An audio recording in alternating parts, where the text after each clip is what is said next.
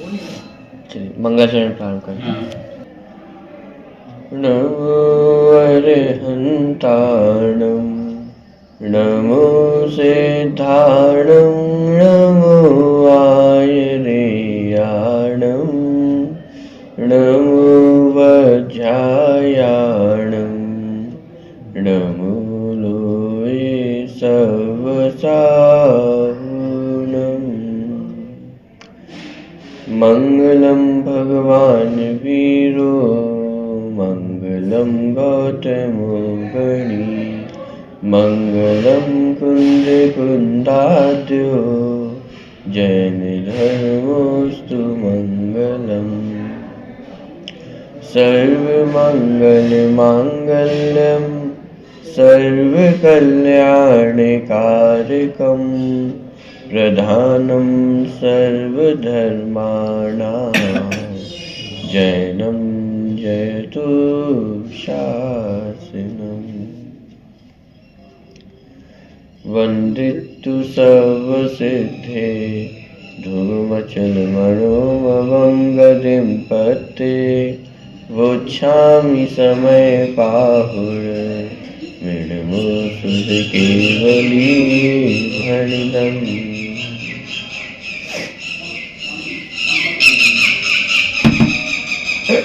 छठी गाथा की चर्चा अपनी चल रही है। गाथा का पाठ एक बार यहाँ से करते हैं। पृष्ठ क्रमांक 63 पे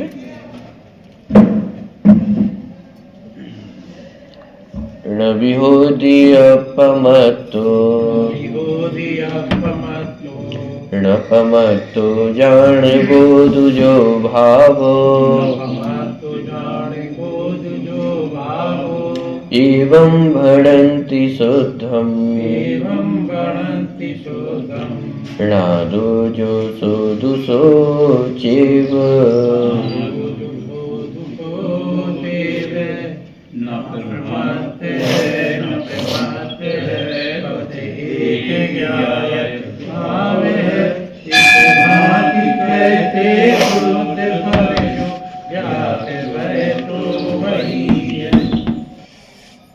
एक ज्ञायक भाव जो न प्रमत्त है न अप्रमत्त है, इसलिए शुद्ध है, और जो ज्ञात है वह तो वही माने शब्दों में व्यक्त नहीं किया जा सकता है, अनुभव का विषय है।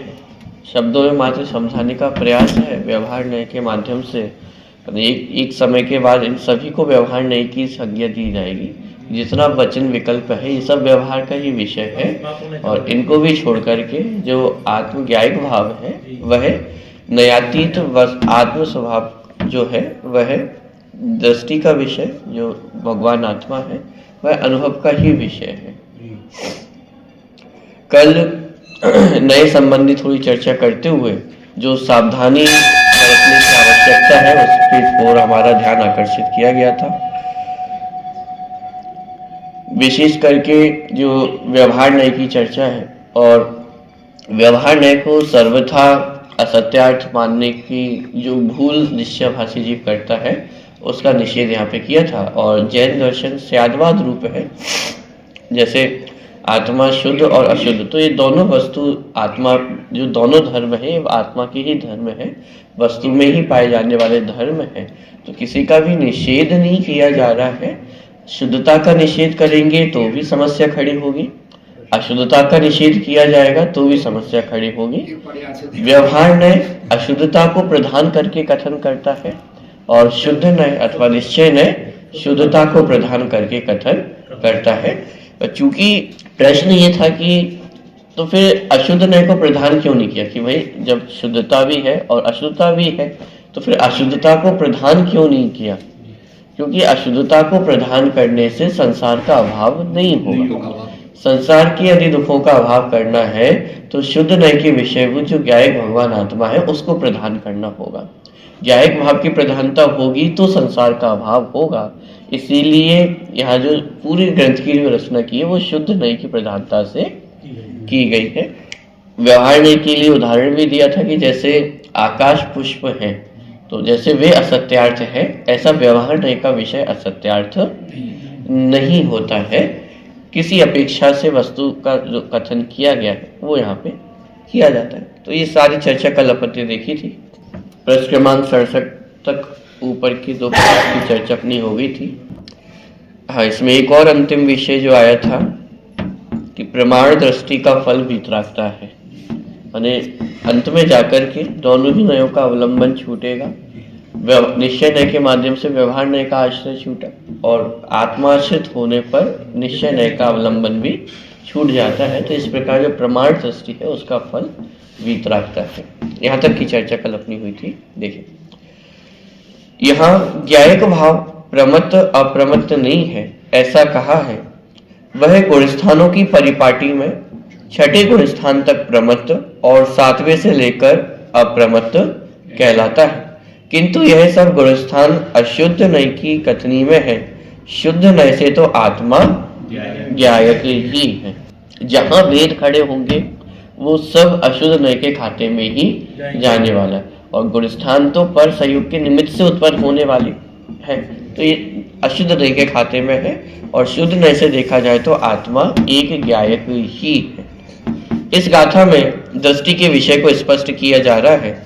तात्पर्य यह है कि जिस आत्मा में अपनापन स्थापित करने का नाम सम्यक दर्शन है, जिस आत्मा का ध्यान करने से केवल ज्ञान की प्राप्ति होती है, और जिस आत्मा के जानने का नाम परम शुद्ध निश्चय है, तथा जो आत्मा परम पारमिक भाव रूप है, उस भगवान आत्मा का स्वरूप ही यहाँ स्पष्ट किया जा रहा है। ये सब पर्यायवाची आपको बता दिए हैं। मतलब जिनवाणी में जहाँ जहाँ उस ज्ञायक भगवान आत्मा का प्रयोग किन किन शब्दों के माध्यम से किया जाएगा वो सब यहाँ पे स्पष्ट कर दिए हैं कि यहाँ कौन से भगवान आत्मा की बात चल रही है कि जिसके आश्रय से सम्यक की प्राप्ति होती है, जिसका ध्यान करने से केवल ज्ञान की प्राप्ति होती है, जिसे परम शुद्ध निश्चय नय का विषय कहा जाता है, जिसे परम पारमिक भाव कहा जाता है। शब्द कोई भी दे, नाम कोई भी दे, लेकिन ये उस भगवान आत्मा की बात है जो हमें भगवान बताती है, जो हमें सिद्धत्व की प्राप्ति कराती है, जो हमें सम्यक दर्शन ज्ञान चारित्र की प्राप्ति कराती है। माने जिसका आश्रय सम्यक का कारण है, जिसका आश्रय केवल ज्ञान का कारण है, जो परम पारमिक भाव कहलाता है, जो दृष्टि का विषय कहलाता है, वह उस भगवान आत्मा की चर्चा यहाँ पे अपनी चल रही है। उसी भगवान आत्मा को इस गाथा में ज्ञायक भाव नाम से संबोधित किया गया है। ठीक है, ये तो एक और नाम जो ज्ञायक भाव अपन पढ़ ही रहे हैं। परम पारमिक भाव रूप होने पर भी यहाँ उसे पारमिक भाव न कहकर ज्ञायक भाव ही कहा है, क्योंकि पारमिक भाव तो सभी द्रव्यों में समान रूप से पाया जाता है, पर ज्ञायक भाव आत्मा का असाधारण भाव है। प्रश्न खड़ा हो सकता था कि साहब एक और नया शब्द देने की क्या आवश्यकता है, परम पारमिक भाव ही कहते। तो परम पारमिक भाव शब्द का प्रयोग इसलिए नहीं किया क्योंकि वह सभी द्रव्यों का अपना अपना पारमिक भाव है, उद्गल का भी अपना पारमिक भाव है। जैसे तत्वार सूत्र में जब अपन ने 5 प्रकार के भावों की चर्चा देखी थी, तो वहां पर पारमिक भाव को भी वहां पे लिया गया था, लेकिन वहां पे अलग से ज्ञायक भाव इसलिए नहीं लिखा क्योंकि ऑलरेडी जो विषय था वो जीव का ही चल रहा था। तो जब जीव का ही विषय चल रहा था तो उसके अंतर्गत जीव के ही जो असाधारण भाव है उनको स्पष्ट किया जा रहा था, तो वहां पे पारमिक भाव लिया और फिर पारमिक भाव के भेद प्रभेद किए। यहाँ पर जो जीव का विषय है उसको स्थापित करना है, क्योंकि अभी तो ये ग्रंथ का प्रारंभ ही हुआ है और पहली ही गाथा आई है जो भगवान आत्मा को बताने वाली है। क्योंकि इससे पहले तक तो आचार्य कुंद सिर्फ जो माने एक प्रकार से जो प्रस्तावना है वो ही आचार्य कुंद 5वीं गाथा तक कर रहे थे, अपनी प्रतिज्ञा स्पष्ट कर रहे थे कि मैं ये ग्रंथ का लेखन क्यों करना चाह रहा हूँ। उससे पहले पहली गाथा में मंगलाचरण किया और इस ग्रंथ रचने का जो कारण है उन सबको दूसरी तीसरी चौथी आदि गाथाओं के माध्यम से स्पष्ट किया है। तो माने एक प्रकार से जो विषय प्रारंभ हुआ वो तो ये 6ठी गाथा से पहली गाथा है जहां से विषय प्रारंभ हुआ है। तो इसीलिए यदि अकेला पारमिक भाव लिखते तो वो पारमिक भाव सभी द्रव्यों में पाया जाता है, सबका अपना अपना पारमिक भाव है। पुद्गल भी अनादि से अपने अस्तित्व को लिया हुआ है, तो अपने स्वभाव को धारण किया हुआ है। ऐसे ही प्रत्येक द्रव्य अपने अपने स्वभाव को अनादि काल से धारण किए हुए, सबका अपना पारमिक भाव है। लेकिन यहाँ पे विशेष रूप से हमें ज्ञायक भाव की चर्चा करनी है, जीव की चर्चा करनी है। इसीलिए पारयामिक भाव शब्द ना लेकर ज्ञायक भाव इस शब्द का प्रयोग यहाँ पर किया जा रहा है। ज्ञायक भाव भी उस पारयामिक भाव को ही दर्शा रहा है कि जिसमें कोई परिवर्तन होता नहीं है। पारयामिक भाव किसे कहते हैं? कि जिसमें कर्मों का उदय, क्षय, क्षयोपशम किसी प्रकार की कोई अपेक्षा नहीं होती है अथवा उनसे अप्रभावित रहता है, प्रभावित नहीं होता, उसे पारयामिक भाव कहते हैं। तो ऐसे ही जो ज्ञायक भाव है वह भी कर्मोदय से अथवा कर्म बंध से अथवा कर्म क्षय से सदा अप्रभावित रहता है। इसलिए ज्ञायक भाव पारिणामिक भाव ही है। इसीलिए ज्ञायक भाव शब्द का प्रयोग यहाँ पे किया गया है। यह ज्ञायक भाव आत्मा का असाधारण भाव है। असाधारण भाव है मतलब अन्य किसी द्रव्य में नहीं पाया जाता। ये ज्ञायकत्व सिर्फ जीव में ही पाया जाता है। जीव को छोड़कर अन्य किसी भी द्रव्य में ज्ञायक भाव बना नहीं पाया जाता है। मतलब जो ये पारणामिक भाव दिया है, मतलब ये अरूपी की तरह है। जब पांच द्रव्य अरूपी है तो ये भी पांचों द्रव्य सही द्रव्यों में पाया जाता है। ये ज्ञायक भाव भी जीव का स्वरूप है, अथवा ये कहे कि यही जीव का अस्तित्व है, यही जीव है। क्योंकि यह जीव को ही स्पष्ट किया जा रहा है कि जीव कौन है। तो ये ज्ञायक पन्ना ही जीव है, इसके अलावा जीवत्व और कुछ भी नहीं है। जो ज्ञान ज्ञान ज्ञान ज्ञान ये जो धारा है यही जीव है। और ये जो धारा है ये कैसी है? ये अपरिवर्तनशील है, माने इसमें कभी भी परिवर्तन नहीं होता। ऐसा नहीं है कि कुछ समय बाद जानना कुछ अधिक होगा अथवा जानना कुछ कम होगा। ये जो ज्ञायक भाव है इसमें कुछ भी कम ज्यादा पना नहीं है। क्षयोपशम ज्ञान में कम ज्यादा पना होता हुआ दिखाई देगा, केवल ज्ञान में परिपूर्णता दिखाई देगी, मति ज्ञान में अल्प ज्ञान दिखाई देगा। लेकिन ये जो ज्ञायक भाव है ये मति श्रुत अवधि मनापय केवल ज्ञान से भी रहित है, माने ये अलग है। ये ज्ञायक भाव है जिसमें जानन जानन जानन पना है, वो ज्ञायक तत्व है। इसके भी तीन भेद किए, पारयामिक भाव के जो तीन भेद किए, जीवत्व, भव्यत्व, अभव्यत्व। तो यह मुख्य रूप से जो जीवत्व पदी की बात है उसको यहाँ पे लिया जा रहा है। 67 नंबर का पेज है। यह ज्ञायक भाव वही है जिसे पिछली गाथाओं में एकद विभक्त भगवान आत्मा कहा गया था। 5वीं गाथा में तो प्रतिज्ञा ही की थी आचार्य ने कि मैं एकद विभक्त आत्मा को दर्शाऊंगा। तो ये वही एकद विभक्त आत्मा है। अब यहाँ यह कहा जा रहा है कि वह एकद विभक्त ज्ञायक भाव प्रमत्त भी नहीं है और अप्रमत्त भी नहीं है। वह तो प्रमत्त और अप्रमत्त से परे गुण स्थानातीत है, कि वह ना प्रमत्त है ना अप्रमत्त है, वह कैसा है? गुण स्थानातीत है। तो अब दोबारा प्रश्न खड़ा होगा, गुण स्थानातीत है तो इसका मतलब क्या? वो सिद्ध भगवान की चर्चा चल रही है। देखिए उसी का समाधान यहाँ आगे के पैराग्राफ में। यद्यपि सिद्ध भी गुण स्थानातीत है तथापि यहाँ सिद्ध पर्याय की बात नहीं है। यहाँ तो गुणस्थानों में रहते हुए भी जो ज्ञायक भाव गुणस्थान रूप नहीं होता उसकी बात है। माने यहाँ पे जो गुणस्थानातीत शब्द का प्रयोग किया जा रहा है वह 14 गुणस्थानों से पार सिद्ध भगवान की पर्याय की बात नहीं चल रही है। यहाँ पे तो गुणस्थानों में रहते हुए भी गुणस्थानों से रहित पने की बात है। कर्मों के बीच में रहते हुए भी कर्म से रहित पने की बात है। शरीर का संयोग होते हुए भी शरीर से रहित पने की बात है। मोह राग द्वेष से युक्त होते हुए भी मोह राग द्वेष से रहित पने की बात है। अनादि काल से शरीर के साथ रहता हुआ आया है, लेकिन तब भी शरीर और आत्मा एक में एक कभी भी नहीं हुए। ऐसे ही अनादि काल से कर्मों का भी संयोग है आत्मा के साथ, लेकिन उसके बाद भी कर्म और आत्मा कभी एक नहीं हुए हैं। तो ये उस रहित पने की बात है। सिद्ध दशा में वो संयोग का भी अभाव हो गया है, लेकिन यहाँ पे संयोग के अभाव की बात नहीं कर रहे हैं, यहाँ तो स्वभाव की बात कर रहे हैं जो ऑलरेडी रहित है, जो कभी भी एक रूप हुआ नहीं है। क्योंकि यदि एक रूप हो गया होता तो फिर दोनों को अलग अलग करना संभव नहीं होता। जैसे जीव और ज्ञान, ये दोनों कैसे हैं?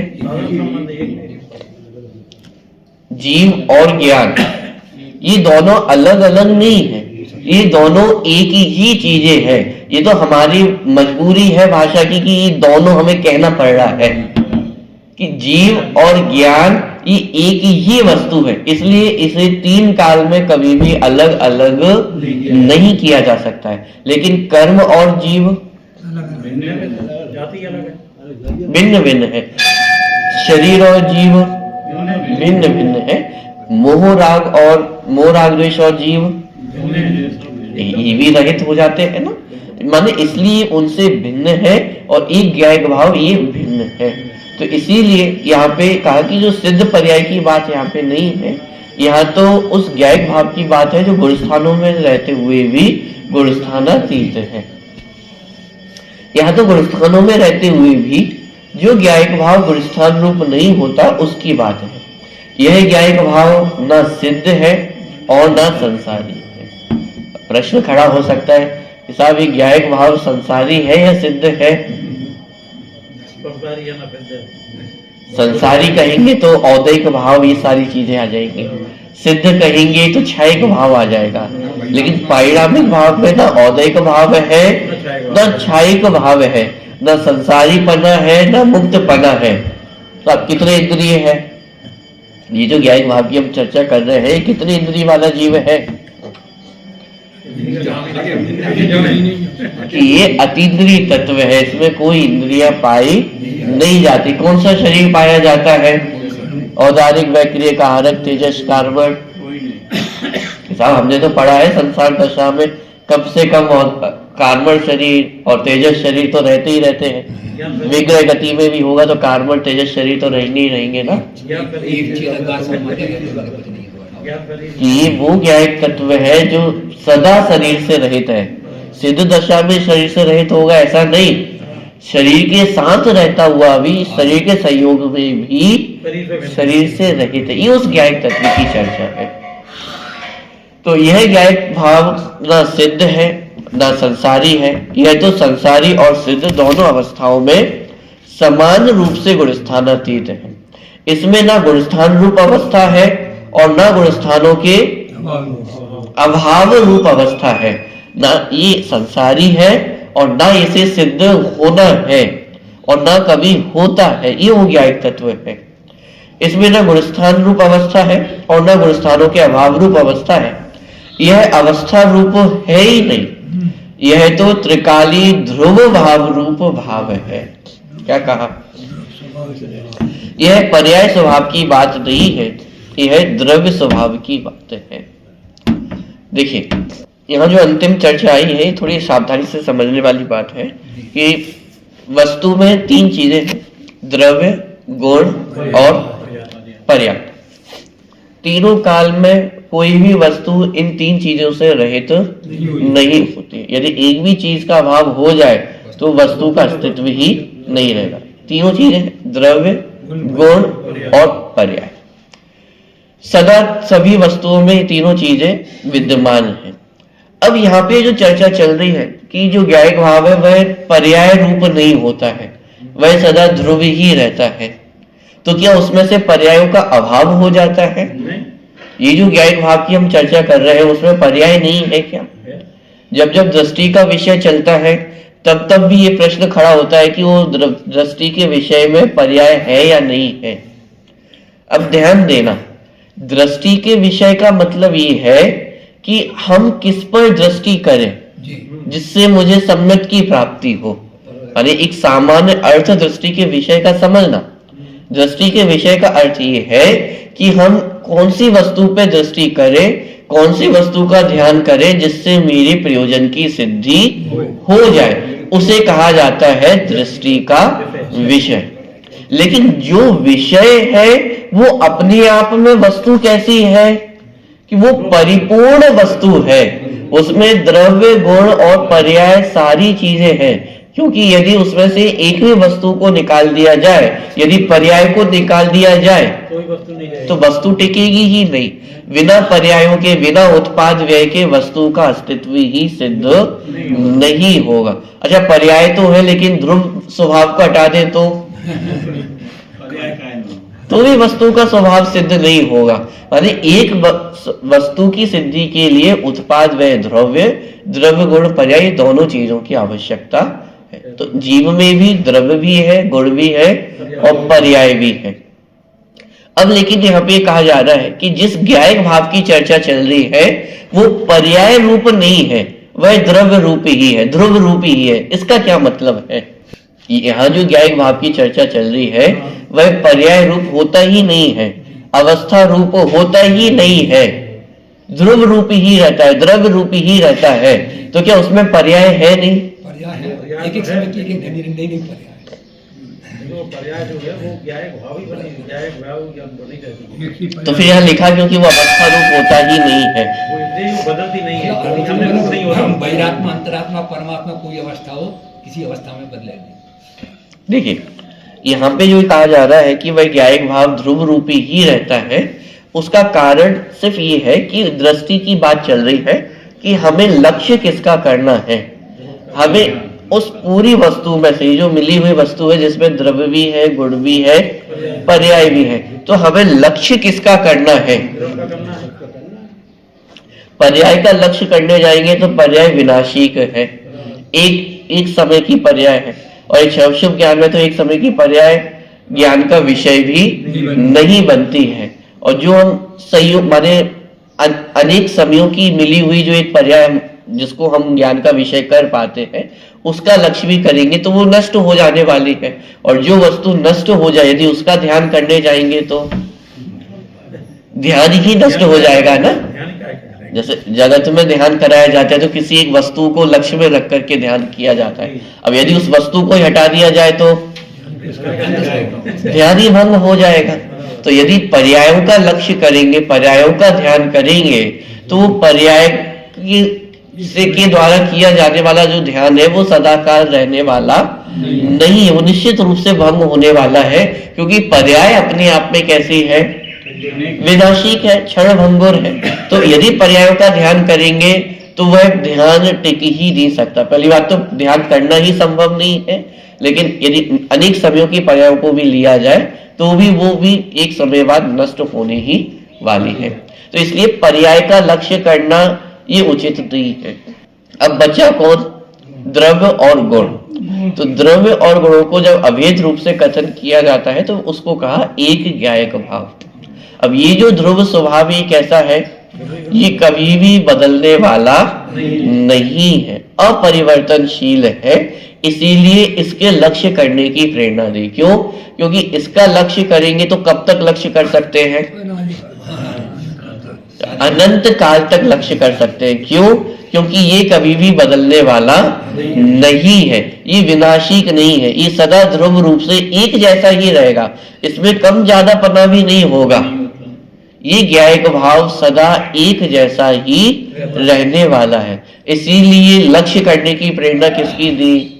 कि उस ध्रुव द्रव्य रूप ध्रुव स्वभाव की प्रेरणा यहाँ पर दी गई है। लेकिन जिस समय हम ध्रुव स्वभाव का लक्ष्य कर रहे हैं उस समय पर्यायों का अभाव हो गया है क्या? उस समय भी पर्यायों का अभाव नहीं हुआ है, लेकिन पर्यायों को हमने गौण कर दिया है। कौन पकड़? पर्यायों को सिर्फ हमने पर्यायों की तरफ से दृष्टि को हटाया है। हम पर्यायों का लक्ष्य नहीं कर रहे हैं, लेकिन इसका मतलब ये नहीं है कि पर्यायों का अस्तित्व नहीं है। पर्यायों का अस्तित्व है, लेकिन अभी प्रधानता किसकी है? द्रव्य की प्रधानता है। जैसे एक शादी होती तो शादी में प्रधानता किसकी होती है? जैसा माता पिता है और घोड़े पे किसको बिठाया जा रहा है? तो उस दूल्हे से तो बड़े बुजुर्ग लोग बहुत सारे हैं ना, लेकिन मान सम्मान किसको दिया जा रहा है? दूल्हे को मान सम्मान दिया जा रहा है। क्यों? गलत बात नहीं है। माता पिता है, बड़े बुजुर्ग भी है, इतने सब लोग आए हुए हैं, लेकिन सब पूछ किसकी हो रही है? दूल्हे की हो रही है। तो और कोई लोग बुरे मान जाते हैं क्यों? क्योंकि वर्तमान में दृष्टि का विषय कौन है? वो दूल्हा है। उसी तरह इस भगवान आत्मा में दृष्टि का विषय वो ज्ञायक भाव है। तो बाकी सारी चीजें भी है, पर्याय भी है, वर्तमान में शरीर भी है, कर्म भी है, ये सारी चीजें हैं, लेकिन उसकी तरफ दृष्टि नहीं है। क्यों दृष्टि नहीं है? क्योंकि उस तरफ दृष्टि करने से हमारे प्रयोजन की सिद्धि होने वाली नहीं है। कर्मों की तरफ दृष्टि करने से यदि हमारे प्रयोजन की सिद्धि होती तो कर्मों की ओर दृष्टि करते, शरीर की ओर दृष्टि करने से यदि हमारे प्रयोजन की सिद्धि होती तो शरीर की ओर दृष्टि करते। लेकिन हमारे प्रयोजन की सिद्धि एक ज्ञायक भाव का लक्ष्य करने से होती है, इसीलिए दृष्टि का विषय वो ज्ञायक भाव है। इतनी सारी चीजों में से हमने छांटा है कि वो ज्ञायक भाव ही ऐसा तत्व है कि जिसका लक्ष्य करेंगे तो सम्यक की प्राप्ति होगी। मोह राग द्वेष का लक्ष्य करेंगे तो सम्यक की प्राप्ति होने वाली नहीं है। इस शरीर का लक्ष्य करेंगे तो सम्यक की प्राप्ति होने वाली नहीं है। कर्मों का विचार करेंगे, कर्मों का लक्ष्य करेंगे तो सम्यक की प्राप्ति होने वाली नहीं है। तो किसका लक्ष्य किया जाए? कि उस ज्ञायक भाव का लक्ष्य किया जाए। और साहब इसकी क्या गारंटी है कि इतनी सारी चीजों में से यदि हम सिर्फ ज्ञायक भाव का लक्ष्य करेंगे तो सम्यक की प्राप्ति होगी?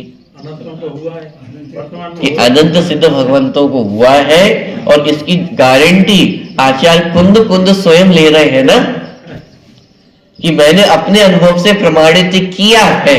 तो आचार्य कुंद कुंद अपनी सील यहाँ पे दे रहे हैं कि मैंने तो अपने अनुभव से इसको प्रमाणित करके आपको कह रहा हूं। एक तो महावीर भगवान की वाणी है, जैसा मेरी बात पे विश्वास ना हो, लेकिन भगवान महावीर की वाणी पे तो विश्वास होगा ना कि ये भगवान महावीर की वाणी है। और उस वाणी के माध्यम से जो ज्ञायक भाव की प्राप्ति हुई थी उसको मैंने अपने अनुभव से प्रमाणित किया भी है। और इसलिए मैं इस ज्ञायक भाव की चर्चा आपके सामने रख रहा हूं और मैं कह रहा हूं, इसलिए स्वीकार मत करना, आप भी अपने अनुभव से इसको प्रमाणित करना। तो अब आप गारंटी की बात पूछ रहे हो ना, तो अब आपके द्वारा आपके लिए प्रति प्रश्न किया जा रहा है कि आपने अनुभव से प्रमाणित करके देखा है, इसको चेक किया है क्या इस बात को? क्योंकि यदि एक बार भी चेक किया होता तो एक प्रश्न खड़ा ही नहीं होता कि इस बात की क्या गारंटी है। क्योंकि एक बार यदि ज्ञायक भाव का अनुभव हो तो सम्यक की प्राप्ति ना हो, ऐसा हो ही नहीं सकता। क्षण भर निज रस को पी चेतन, मिथ्या मल को धो देता है। अनादि काल का कर्म बंधन है, अनादि काल का मिथ्यात्व है, लेकिन उसको तोड़ने के लिए कितने समय की आवश्यकता है? एक क्षण यदि आत्मा की स्थिरता हो, एक क्षण यदि आत्मा अनुभव हो तो मिथ्यात्व गल जाता है।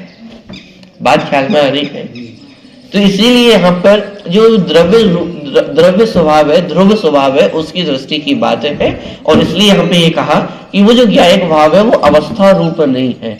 अवस्था रूप नहीं है मतलब उसमें कोई परिवर्तन होता नहीं है। वो कैसा है? सदा ध्रुव रूप है। तो यहाँ पे तीन चीजें जो है, उत्पाद, व्यय और द्रव्य, तो उसमें से उत्पाद व्यय को गौण किया है और ध्रुव स्वभाव को मुख्य किया है। यह ध्रुव स्वभाव की बात चल रही है। देखिए, इसमें ना गुणस्थान रूप अवस्था है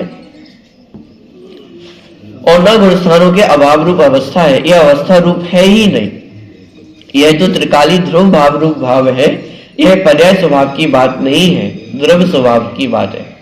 यह उस ज्ञायक भाव रूप द्रव्य स्वभाव की बात है जो अनादि अनंत नित्य उद्योत रूप है।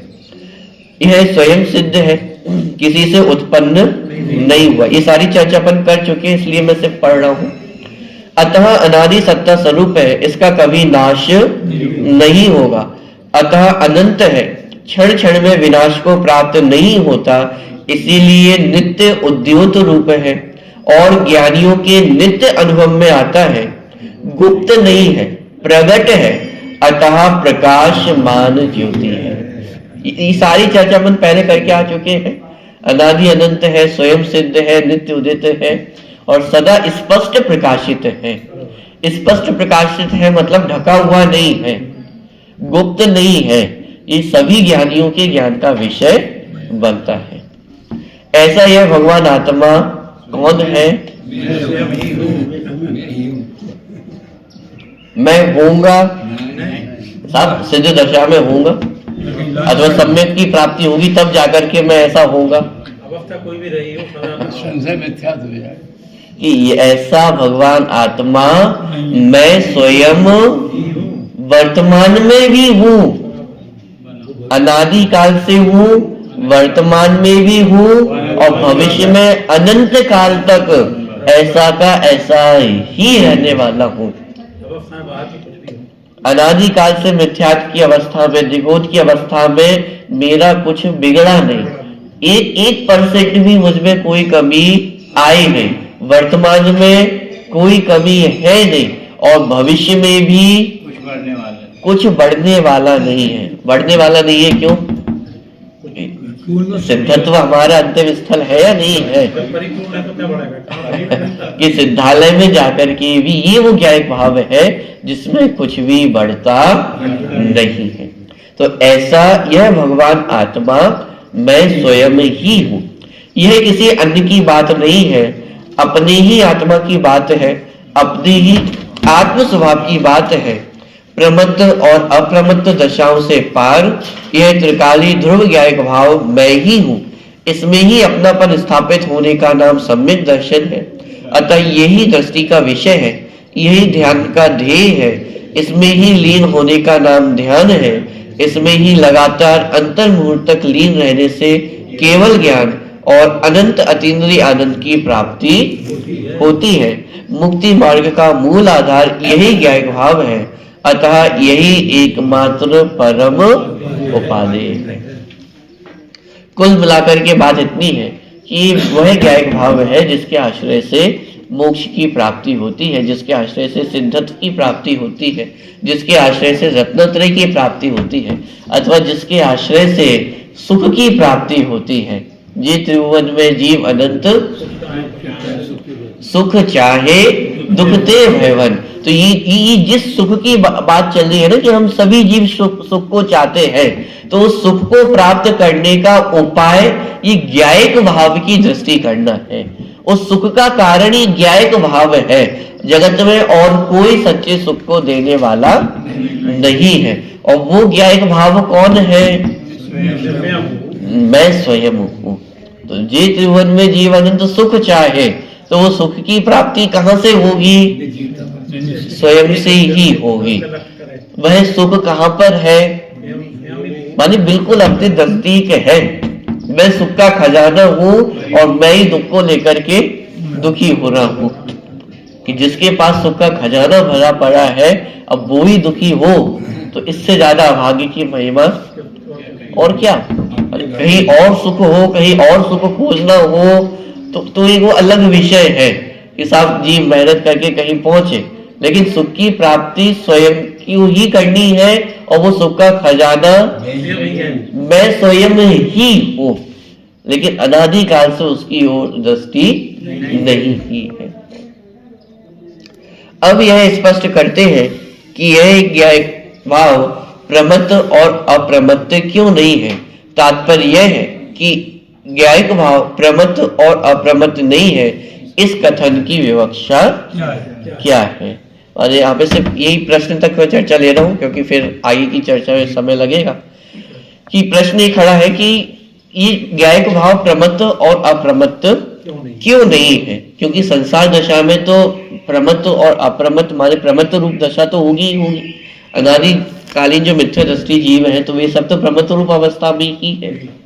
और कदाचित यदि जो मुनिराज है जो छठे सातवें गुणस्थान वर्ती है अथवा श्रेणी आरोहण कर रहे हैं अथवा केवली भगवंत है तो वे सब अप्रमत्त रूप दशा में है। तो कोई भी जीव हो, चाहे मिथ्या दृष्टि जीव हो, सम्यक दृष्टि जीव हो, मुनिराज हो अथवा केवली भगवान हो, सभी प्रमत्त होंगे या तो अप्रमत्त रूप दशा में होंगे ही होंगे। तो फिर यहाँ ऐसा क्यों कहा जा रहा है कि वह ज्ञायक भाव प्रमत्त भी नहीं है और अप्रमत्त भी नहीं है? तो उसके पीछे क्या विवक्षा है उसको यहाँ पे स्पष्ट किया जाएगा। ठीक है, तो प्रश्न ये खड़ा किया है कि ज्ञायक भाव प्रमत्त और अप्रमत्त क्यों नहीं है, उसकी चर्चा कल अपन करेंगे। अविनाशी मैं आत्म स्वरूप